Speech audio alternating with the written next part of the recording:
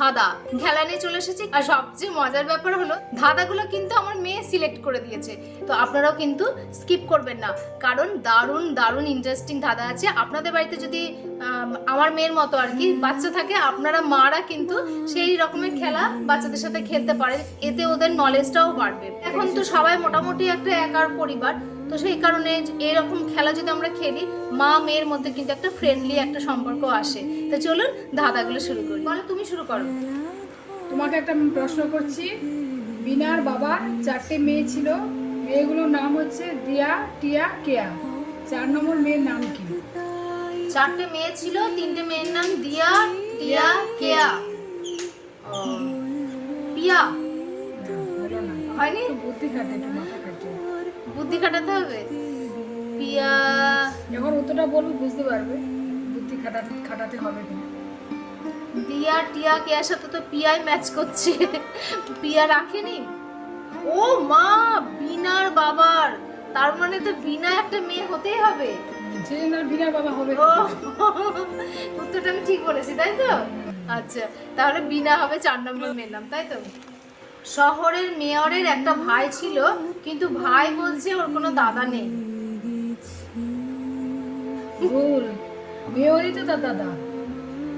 শহরের মেয়রের ভাই ছিল, মেয়রের ভাই, হ্যাঁ তাহলে ভাই বলছে ওর দাদা নেই, মেয়রই তো ওর দাদা। না, ও হ্যাঁ, কিন্তু ও বলছে আমার কোনো দাদা নেই, ওর কথাটাও সত্যি। এটা কি করে? ওর নিজের দাদা নয় হয়তো। না, কোনো রকম ভাবে ওর কোনো রকমই দাদা নেই, আর ও যেটা বলছে সেটাও সত্যি। সেটা কি করে? শহরের মেয়রের একটা ভাই ছিল, আর ভাইকে জিজ্ঞেস করা হলে ও বলছে কোনো রকম দাদা নেই, তাহলে সেটা কি করে? শহরে কি মেয়র থাকে? নিশ্চয় থাকে। পারছি না আমি এটা। পারছো না? কারণ মেয়রটা মেয়ে ছিল, মানে দিদি ছিল, মেয়রটা ছেলে ছিল না। আমার মেয়ে যখন এই প্রশ্নগুলো রেডি করছিল না, আমি ভাবছিলাম সত্যি দারুণ ইন্টারেস্টিং আর খুবই আর কি মানে ট্রিকি আর কি প্রশ্নগুলো। আচ্ছা, এবার আমি তোমাকে একটা গুগলির প্রশ্ন করছি। সেটা হলো 1 সমান 3, 2 সমান 3, 3 সমান 5, 4 সমান কত? গুগলি গুগলি রাউন্ড। 1 সমান 3, 1 সমান 3, 2 সমান 3, 3 সমান 5, তাহলে 4 সমান কত? না 4, 1 ইকুয়াল টু যদি 3 হয়, এটা কিসের ভিত্তিতে হচ্ছে 1 equal to 3? 1 equal to 3, 2 equal to হচ্ছে 3, তো দুটোই 3। তাহলে কি এটা স্পেলিং হিসেবে হচ্ছে নাকি? 1 3 দেখি ম্যাচ করি। 1 ইকুয়াল টু 3 মানে ONE যদি হয়, 2 ইকুয়াল টু TW3 সেটাও ম্যাচ করে যাচ্ছে, 3 THRW 3টাও ম্যাচ করে যাচ্ছে। তাহলে FO এবার 4 ইকুয়াল টু 4। পেরেছি? ঠিক আছে, ঠিক বলেছি? একদম ঠিক। আচ্ছা, এবার তুমি বলো, যখন দিদির বয়স 12, বোনের বয়স তার অর্ধেক, তাহলে দিদির বয়স যখন 32 হবে, বোনের বয়স কত? দিদির বয়স যখন 12, বোনের বয়স তার অর্ধেক। বোনের বয়স 26 হবে। দিদির বয়স যখন 32 হবে, বোনের বয়স কত হবে? দিদির বয়স যখন 12, বোনের বয়স অর্ধেক। অর্ধেক ছিল, কিন্তু 20 বছর পরে 32 হচ্ছে। যখন দিদির বয়স 32, তখন বোনের বয়স কত? 26। ঠিক ঠিক।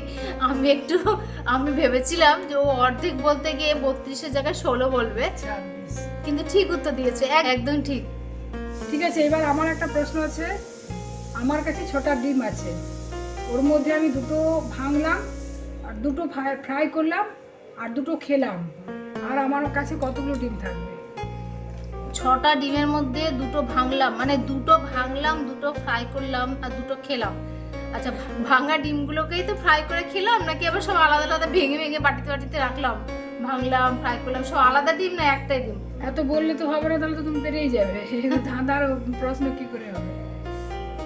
তাহলে নাও 4টে, কারণ যেটা ভাঙলাম, কারণ ধাঁধা তো এর মধ্যে যদি সবই সমান মিলে যাবে, তাহলে তো এটার মজা নেই, তো সেই কারণে আমি বলছি 4টে। মানে 2টো যেটা ফ্রাই করলাম, হ্যাঁ, যেটা ভাঙলাম সেটাকেই ভাজলাম। ঠিক আছে, ঠিক বলেছি? হ্যাঁ। আচ্ছা এবারে তুমি বলো, একটা লোক 30 টাকা কেজি আপেল কিনে 20 টাকা কেজি আপেল বিক্রি করছিল, তবুও সে লাখপতি, কি করে? অনেক পরিমাণে কিনে বিক্রি করলে কিন্তু লাভ হবে না, সে মূল মানে সে 30 টাকা কেজি কিনেছিল, দিয়ে 20 টাকা কেজি বিক্রি করেছিল, ফলে লাভের তো কোনো জায়গাই নেই, সে লাখপতি। তবুও সে লাখপতি ছিল অনেক, মানে সে লাখপতি থাকলে, অনেক ধনী ব্যক্তি থাকলে কম বেশি টাকায় কিনে কম টাকায় বিক্রি করে তার লাখপতি সে থাকবে, লাখ টাকা থাকবে। সেটা তো ধরো অন্য একটা ব্যাপার, কিন্তু ব্যবসা করেই বলছি, ব্যবসা করেই সে লাখপতি, কি করে? এটা কিন্তু একটু মানে মজাদার আর কি, ইন্টারেস্টিং, এটা একটা অন্য রকমের ধাঁধা। 30 টাকা কেজি আপেল কিনে 20 টাকা বিক্রি করে তার বিক্রি করতে করতে ব্যবসা করতে করতে তার 1 লাখ টাকা জমে গেছিল। সে যদি সমানে লসে বিক্রি করে তাহলে সে লাভ কি করে করবে? লাভ না করেও হয়তো তার টাকাটাও তো উঠে এলো। কি করে উঠবে? সে 30 টাকা কেজি কিনেছে, বেশি টাকা ধরো প্রথমে তার কাছে 1 লাখ টাকার হয়তো বেশি ছিল, 2 লাখ টাকা ছিল। 2 লাখ টাকা দিয়ে যদি আপেল সমস্ত কিনে যদি কম টাকায় বিক্রি করতে তাহলে 1 লাখ টাকা তো আসবে। সেটা তো তার স্টক কত টাকা ছিল সেটা থেকে না, এই ব্যবসা করে সে লাখপতি হয়েছে। সে 30 টাকা কেজি কিনে 20 টাকায় বিক্রি করছে, দিয়ে সে লাখপতি। তার নামটাই কি লাখপতি? যা আমি বলবো, কারণ সে আগে কোটিপতি ছিল, পরে লাখপতি হচ্ছে। ইনডাইরেক্টলি ভাবে বলেছি, তার অনেক টাকা ছিল, সে বিক্রি করলেও তার লস হলেও হয়তো 2 লাখ টাকা ছিল, সে বিক্রি মানে কিনে কম টাকায় কিনে বেশি বিক্রি করলে তার 1 লাখ টাকা থাকবে। সে আমি কিন্তু ঘুরিয়ে তাই বলেছি, ঠিকই ধরেছি। হ্যাঁ, এবার আমি তোমাকে একটা কোশ্চেন করি। একটা রাস্তা দিয়ে 2জন বাবা আর 2জন ছেলে হাঁটছিল, তারা সবাই মিলে 3টে আপেল কিনলো। 3টে আপেলকে কিন্তু সমানভাবে খেলো, তারা কটা করে কিভাবে খাবে? দুটো বাবা দুটো ছেলে যাচ্ছিল রাস্তা দিয়ে, 3টে আপেল কিনলো, দুটো বাবা, আচ্ছা দুটো বাবা দুটো ছেলে কি আলাদা ফ্যামিলি?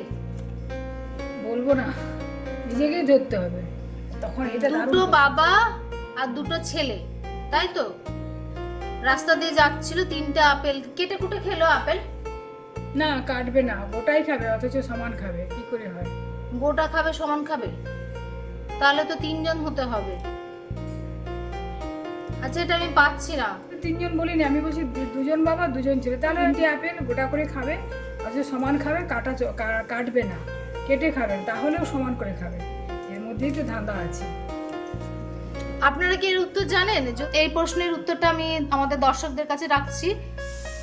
তাহলে আজকের ভিডিওটা এখানে শেষ করি। অবশ্যই আপনারা কমেন্ট করে এর উত্তর দেবেন, আর আমাদের ভিডিও কেমন লাগছে আমাদের কমেন্ট করে জানাবেন।